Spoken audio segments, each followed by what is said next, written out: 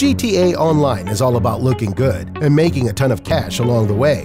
Hypercars may cost a hefty amount on the latter, but they are a crucial part of satisfying the former. Grand Theft Auto 5 and Online have taken on a life of their own. Who could have predicted that Rockstar's 2013 sequel would still be going strong after more than half a decade? Here are 10 tips on obtaining supercars in Grand Theft Auto 5 and Online. So watch this video till the very end to find out how. The rich side of town. GTA 5's single-player campaign may give away hypercars like they're going out of fashion, but the multiplayer mode is a whole other story. Online is designed to be a grind, therefore the best vehicles generally have to be purchased. That said, a couple of entry-level supers are known to spawn in certain areas of Los Santos, primarily those associated with the wealthy. Just to be clear, don't expect to find a Wagner roaming Rockford Hills. However, if the stars align, a wild Voltic may appear. ZENTORNO. With over 40 supercars available, settling on the right one for you can be a difficult task. Along with looking as stylish as possible, the hypercar must also be competitive for races. Otherwise, supers are nothing more than expensive ornaments, which is fine for collectors, sure, but some of us like to use our fancy toys. Regardless of someone's experience, the ZENTORNO is the ideal supercar, with great speed and acceleration. The only thing holding this monster back is its mediocre braking, but the affordable cost more than makes up for that underwhelming stat. As the ZENTORNO can only be purchased in GTA Online, ignore any of the cheaper vehicles and focus on obtaining this one. The luck of the switch. Hypercars do spawn relatively frequently in the single-player campaign, with some being linked to a specific area in Los Santos. Alternatively, the player may essentially stumble into a goldmine by simply switching to another playable character. Not only is this the most expensive of the 6 supercars included in the base game, the adder actually makes being stuck in traffic sound like a blessing. Drive supercars to obtain supercars. GTA 5 practically gives the Infernus hypercar away at any given opportunity. The vehicle spawns at a number of different locations, such as Richmond Hotel and Mirror Park, and is also relatively affordable compared to other automobiles registered under the same class. Funny enough, one way to increase the chances of the Infernus showing up on the streets is to drive around in a Turismo R. Now, the Turismo R is a DLC vehicle that also costs more within the game, so it would be akin to using a shark as bait to lure a single piranha. Missions. Occasionally, a supercar might be featured in a mission, giving players a rare opportunity to step behind the wheel of one of GTA 5's pricier vehicles. One prime example is the Grotti Furia, which can be used as a getaway vehicle in the Diamond Casino heist. For the supercar to spawn, Young Ancestor must first be unlocked, a turn of events activated by heading to the elevator during the setup mission for the heist. This will trigger a series of scenes and 2 extra missions. Through all these hoops even reduces the price of the Furia at Legendary Motorsport. Ruin a mission, get a hypercar. I Fought the Law is a pretty fun mission involving all 3 of GTA 5's main protagonists. At one point, the player is presented with the opportunity to pick their poisons out of the 3 leads, with Trevor and Michael driving a Cheetah and Entity XF respectively. After picking one of them, modify the cars at Los Santos Customs before failing the mission.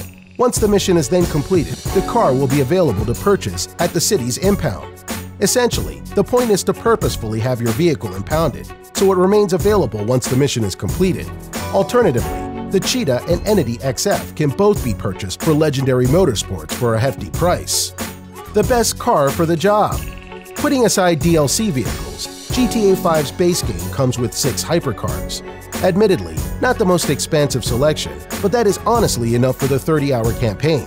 Luckily, most of the hypercars are relatively easy to find, often showing up during missions. One prime example is the Bullet, which can be acquired right at the start of Franklin's repossession mission. Obviously, if there's a nice, shiny vehicle in the vicinity, then clearly it is meant to be used during the current mission. More importantly, vehicles stolen during main quests begin to spawn more frequently after that point. A head start. GTA Online is forever growing, and it can be intimidating for newcomers looking to jump into Los Santos. For those looking to get their careers as virtual criminals off to a great start, the Criminal Enterprise Starter Pack is an option. This pack provides properties, weapons, outfits, and most importantly, vehicles, along with the Obey Omnis and Banshee sports cars. The pack also includes the Turismo R sports car. While far from the most expensive car in the game, the Turismo R is still a great vehicle. HEISTS. Look, we wish there was a simple way to collect all the hypercars in an afternoon without having to spend hours grinding. However, GTA Online rewards those who are willing to put in the legwork. At the end of the day, San Andreas revolves around money, and heists are the quickest way to make a ton of cash quickly. Heists are arguably the best part of online, as they are the closest thing to single-player missions. It is also possible to make a huge amount of money in a matter of hours. Just take the VACCA. If forced to pick the most common supercar in GTA 5, the VACCA would probably come out on top. While the vehicle is a bit too underpowered for the multiplayer's competitive scene, the VACCA is one of the better cars available in the single-player's base game. There are multiple missions where the supercars spawn close to the playable character, basically begging to be stolen. Meltdown is the most obvious example, as the VACCA is literally parked right next to Michael's getaway car. Just take it! Vehicle cargo. Along with being a time-effective way to earn a fair bit of spare change, vehicle cargo missions present an opportunity to drive around in some of GTA's online more prestigious supercars. Once the player purchases an office and warehouse, they can start to steal and flip cars.